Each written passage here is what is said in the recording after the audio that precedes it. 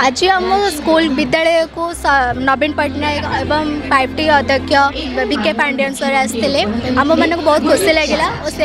आंतरिकता और शुभेच्छा जो आम विद्यालय बहुत परिवर्तन हो मोर स्कूल 5 वर्ष होगा आम आसवा बेले बहुत किसी जिनसर अभाव रही है बहुत किसी जिन उन्नति है जमीक आम खेल पड़िया गोटे स्टाडियम ठू भी किसी कम नहीं स्कूल स्मार्ट क्लासरूम हो सारे उन्नत मान शौचालय हो सारे मध्याह्न भोजन केन्द्र विशुद्ध पानीय जल व्यवस्था हो सारी आम विद्यालय कौन प्राइवेट स्कूल ठू कम ना बहुत आग को बढ़ी सारी से आम मुख्यमंत्री एवं 5T अध्यक्ष बहुत बहुत धन्यवाद देवाक चाहूँ।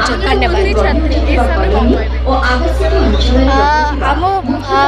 मोर ए 10वीं जस्ट सरला तो मुझे बहुत खुशी लगुच